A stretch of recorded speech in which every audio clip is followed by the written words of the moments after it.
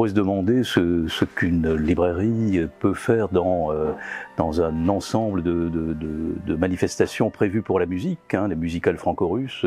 Moi, ça me paraît évident. Et d'ailleurs, Georges Niva, qui est un de nos invités, a intitulé cet ensemble de 2 volumes les sites de la mémoire russe, géographie et histoire de la mémoire russe. La mémoire russe, évidemment, c'est beaucoup de la musique, c'est beaucoup, on oublie souvent de la peinture, mais je crois que c'est peut-être avant tout de la littérature, et quand on évoque la Russie, je crois qu'il n'est pas possible de faire autrement que de se référer à sa littérature. Donc, probablement avions-nous notre présence comme évidente, naturelle et probablement nécessaire à l'évocation de cet ensemble russe. Donc nous serons présents, comme l'an dernier, avec des représentants de cette littérature et surtout de la manière dont elle est apportée. N'oublions pas que nous sommes dans les franco-russes, donc elle est apportée, elle est amenée par l'édition. L'an dernier c'était Anne Koldefy, cette année c'est sa compagne de travail, Luba Jorgensen, qui est une des grandes directrices, une des grandes traductrices du russe. Il faut des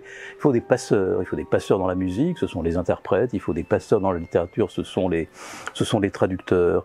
Et puis d'ailleurs, nous aurons même Ekaterina Denisova, qui elle a commenté en français le travail de son mari Edison Denisov. Donc voilà, nous aurons de la musique parce qu'il y a de la littérature, parce qu'il y a de l'écrit, parce que je crois qu'il n'y a rien, même de musical, sans cette référence et cette présence naturelle des livres. Voilà. Et évidemment, je ne peux qu'être très heureux d'accompagner les musicales franco-russes pendant ce mois de mars.